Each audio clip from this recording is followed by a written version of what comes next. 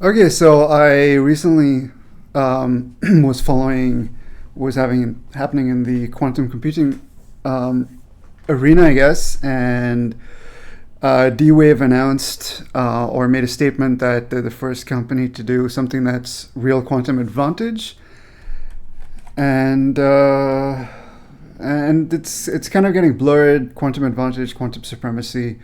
So in general, I think quantum supremacy implies a non-trivial real-world problem, and quantum advantage, I guess, in some ways, is a trivial real-world problem, and anything below that is just, I guess, nothing. So, beyond classical D-Wave, first to demonstrate quantum supremacy on useful real-world problem. And coming through this, I was skimming through it. I read through it a little bit. They spoke about a Nature publication, but they have over here a link to a Science publication. And so I tried to read through exactly what they achieved, and it was a little, sketchy over here. So I dug out their science paper and I read through it. So essentially, what they use is a quantum annealer, or what they now call an annealing quantum computer that's not universal. It can't solve all sets of quantum computing problems. They sacrifice the full set for a subset of quantum computing problems or algorithms that they can solve in exchange for lower error rates. So they hardwired their system to try to address solvable problems today. And reading through it, it was it's look. I tried my best. I read through it. They spoke about how they tried to solve a problem in an Ising model, where an Ising model is one of the simplest sort of molecular models. It's essentially just in its simplest form, a 1D Ising model is just a ring of nodes.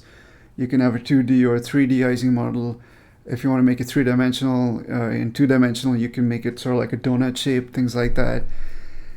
And I read through it, and I tried to read through it, reread it, and I'll be honest, I'm not sure how it made it through science, because sure, I'm a little bit rusty, but I couldn't actually follow in a single reading. I couldn't follow specifically what they had done. So I got to the stage where, the ability of superconducting quantum annealing processes to solve this simulation problem with high accuracy has been established for one-dimensional chains and small spin glasses. And I'm not exactly sure what small spin glasses is. Maybe someone could help.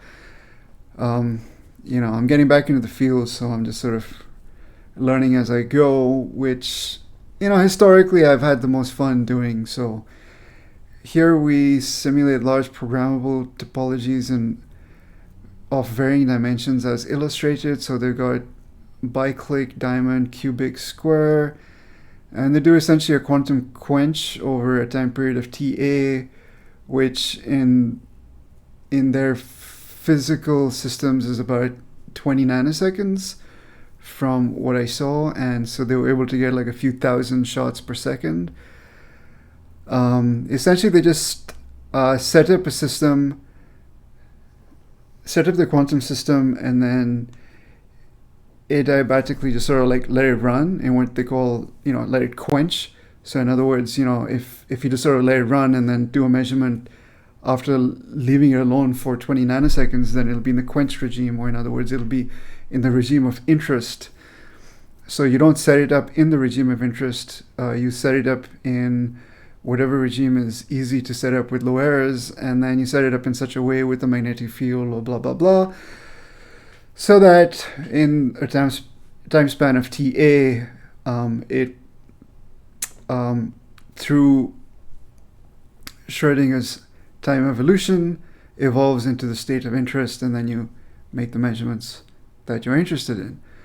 And this way, they're able to model an Ising system within a magnetic field and stuff like that. So the physical intuition of the results is where it kind of feels like a big shame, because they spent a lot of time explaining, which was nice.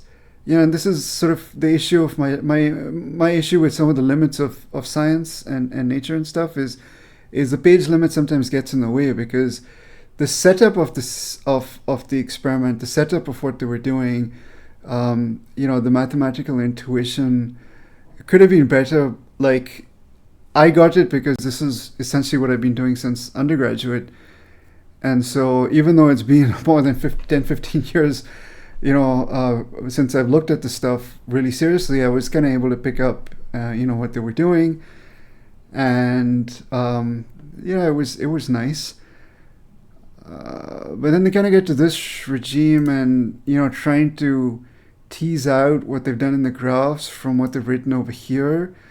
I mean, I could probably do it, but it would take quite a bit of effort. And I think in this day and age, if you are a D-Wave, and I know you shorten time and money and whatnot, but if you're making a claim like this, you really should make a video or something so that it's very easy to understand. It's very easy to follow what you did. So don't just leave it up to the science paper. If someone like me is struggling a little bit, then that means you didn't quite hit the mark. And I get it. You just want to publish and move on, and you've got a lot more on your plate. But considering the state of the field, the competitiveness to get money, not necessarily the competitiveness of end results, a lot of investors out there, in fact, most of them cannot tell the difference between a real quantum computer and someone just shelling, glass in a tube kind of thing. And especially considering the speed at which China is now moving on quantum computing. So even though they've done tremendous work, the Chinese have done tremendous work to get this far, but Hefei was only established fairly recently, and their new academic programs was only a few years ago. You're only now going to see them start to really hit their strides in moving forward. So, it's better in this case to be over-prepared. So that would be my sort of suggestion, is if you could re-explain this or make a video. And, I was planning on doing a video of explaining all of this, but it just got to a stage where I was like, dude, I'm just going to, for myself, the stage at which I am at right now, I'm just going to make a video of where it is right now, give my criticism and critique, and then moving forward, if I can understand what you've done, maybe I'll make a follow-up video. But, I didn't quite understand the results, what you got over here. I didn't understand the physical significance, so it felt like it was completely missing. Like, what is a real-world problem that you solved? I don't understand. So, we compared the ground truth converged at, chi tilde equals 256 with QPU, quantum processing unit data, and approximate MPS output. Using a smaller chi of 64, agreement can be summarized in the correlation, which, whatever. But, it just didn't quite hit the mark. Even the fidelity, like, just, letting it be what it is. And then moving forward, then by the time I hit this Pep's bond dimension of ABC, again, this is the quenching time, I guess, 2 nanoseconds, 7 nanoseconds, and 20 nanoseconds. And it's, the intuition is kind of missing. So, if you've lost me already over here and then you jump into higher dimensional systems, it was sort of like a little bit of, we did higher dimensional systems, we got this. And, just stating then that it would take millions of years on the frontier superconductor per input to match QPU not to mention, energy and whatnot. So it seemed to focus more on, the milestone of quantum supremacy as opposed to communicating why this was a useful result. And from that aspect, it was a little bit disappointing for me to read. I'll keep chipping away and see how far I can get with this, but in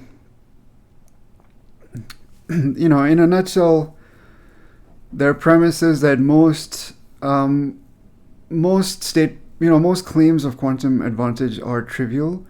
So even the random sampling, now I understand why Google didn't explain what random sampling is, because according to them, essentially it's just a convoluted random number generator. And if random number generator is your basis of quantum advantage, then I'm sorry to say this, but Nicolas Gisin did it a long time ago, and he, through ID Quantique, was selling a quantum random number generator with a beam splitter and a laser and single photon counters, like 20 years ago, something like that. So, so from that point of view, it was nice for them to lay out the argument, but I didn't understand what the real world intuition for D-Wave's experiment or algorithm or simulation was. All I got was Ising model 2D, 2 qubits per node, and even that was, it kind of was getting to a point where it was like, I don't really understand what they're doing. So anyway, just that short little statement, I guess.